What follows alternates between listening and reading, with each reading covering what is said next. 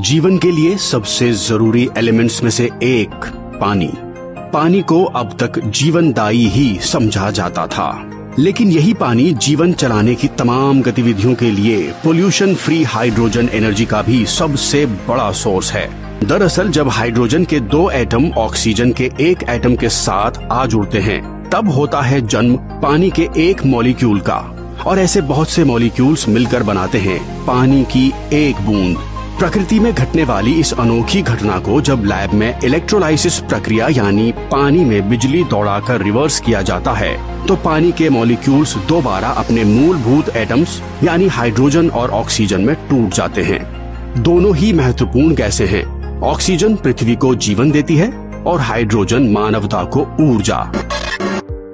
भारत ने ईंधन का नया क्षेत्र को भी छू लिया है। देश ने पहली हाइड्रोजन से चलने वाली ट्रेन शुरू कर दी और मुझे खुशी है, ये सबसे लंबी ट्रेन है और सबसे ताकतवर ट्रेन है, और दुनिया में हाइड्रोजन ट्रेन के क्षेत्र में भी भारत ने अपना झंडा गाड़ दिया है। खत्म होते फॉसिल फ्यूल और इसे राजनीतिक हथियार बना लिए जाने के बाद दुनिया ऊर्जा की भारी कमी से जूझ रही है। ऐसे में हाइड्रोजन एक भरोसेमंद फ्यूल के विकल्प के रूप में सामने आया है। लेकिन समस्या यह है कि दुनिया में पानी तो बहुत है, लेकिन उससे हाइड्रोजन निकालने की प्रक्रिया बेहद जटिल और बहुत ज्यादा खर्चीली है। इलेक्ट्रोलाइसिस प्रक्रिया यानी पानी में बिजली दौड़ाकर हाइड्रोजन निकालने में बहुत ज्यादा बिजली खर्च होती है, और उस बिजली को बनाने के लिए वापस फॉसिल फ्यूल का ही इस्तेमाल करना पड़ता है। यही वजह है कि तमाम थ्योरी और जानकारी के बावजूद दुनिया भर में हाइड्रोजन फ्यूल प्रोडक्शन का काम कछुए की रफ्तार से ही चल रहा है। लेकिन भारतीय साइंटिस्ट्स ने अब ये कहानी पलट दी है। भारत के न्यूक्लियर साइंटिस्ट्स ने वो कारनामा करके दिखाया है जो किसी ने सपने में भी नहीं सोचा था, और ये है दुनिया भर में पहली अद्भुत, अविश्वसनीय और अकल्पनीय उपलब्धि।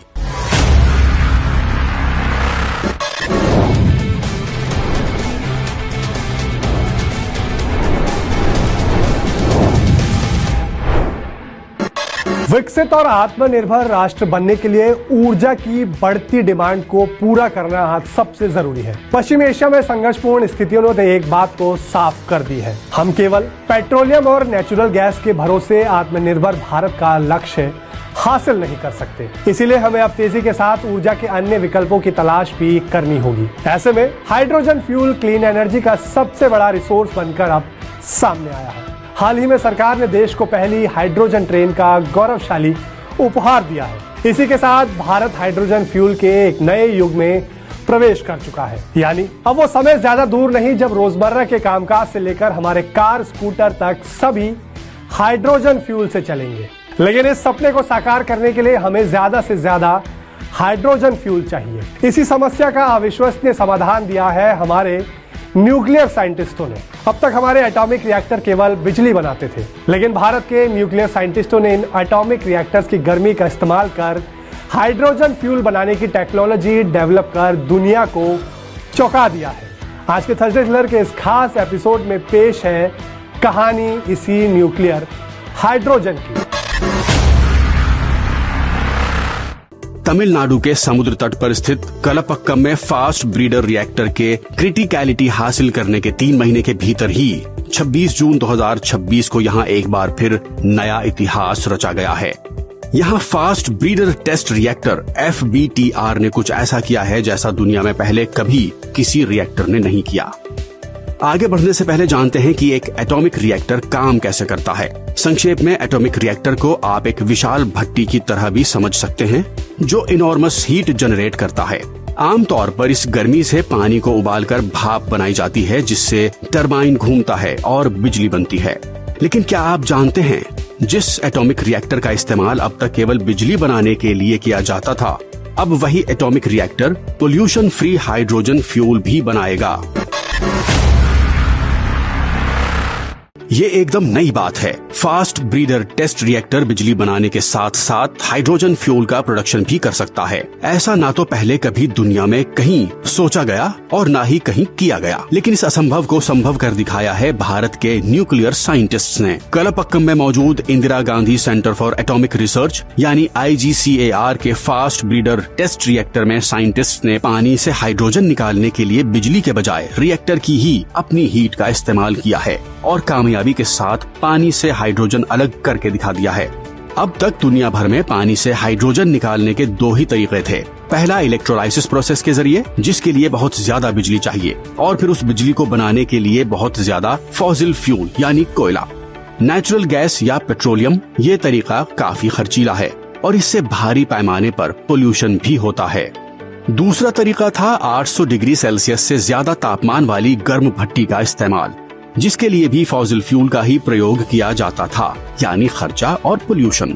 लेकिन कलपक्कम में न्यूक्लियर साइंटिस्ट्स ने पहली बार एक खास तकनीक के इस्तेमाल से फास्ट ब्रीडर टेस्ट रिएक्टर से पैदा होने वाली 450 से 500 डिग्री सेंटीग्रेड की हीट से ही पानी से हाइड्रोजन को अलग करके सारी दुनिया को चौंका दिया है। दुनिया में पहली बार एटॉमिक रिएक्टर की गर्मी से हाइड्रोजन फ्यूल का पूरी तरह से पोल्यूशन फ्री प्रोडक्शन किया गया है। ये अपने आप में एक जबरदस्त उपलब्धि है। ये केवल माइलस्टोन अचीवमेंट ही नहीं, बल्कि भारत की एनर्जी सिक्योरिटी, क्लीन एनवायरनमेंट और देश के आत्मनिर्भर भविष्य की दिशा में एक ऐतिहासिक और मजबूत कदम है। इस अकल्पनीय सफलता से उत्साहित डिपार्टमेंट ऑफ एटॉमिक एनर्जी ने कलपक्कम के फास्ट ब्रीडर टेस्ट रिएक्टर में दुनिया की पहली ऐसी हाइड्रोजन फ्यूल प्रोडक्शन फैसिलिटी की शुरुआत की है, जो कॉपर क्लोरीन थर्मोकेमिकल साइकिल तकनीक पर आधारित है। Inauguration of the world's first hydrogen production facility based on the copper chlorine thermochemical cycle integrated with nuclear process heat from the first breeder test reactor at the Indira Gandhi Center for Atomic Research, Kalpakkam, marks a proud moment for India's scientific community and a significant milestone in our journey towards a clean, sustainable and technologically advanced future. Copper chlorine thermochemical cycle ही वो तकनीक है जिससे कलपक्कम में scientists को nuclear reactor की heat से hydrogen fuel बनाने में सफलता मिली है। खास बात ये कि कॉपर क्लोरीन थर्मोकेमिकल साइकिल की इस तकनीक को डेवलप किया है भाभा एटॉमिक रिसर्च सेंटर ने। केमिस्ट्री की किताबों में इस तकनीक के इक्वेशंस बिखरे हुए हैं।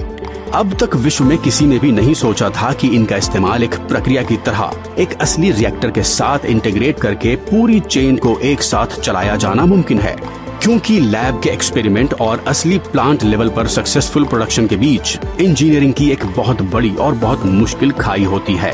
पाइप्स में जंग लग जाती है, हीट का ट्रांसफर ठीक से नहीं हो पाता और बड़े पैमाने पर केमिकल्स अलग तरह से व्यवहार करते हैं।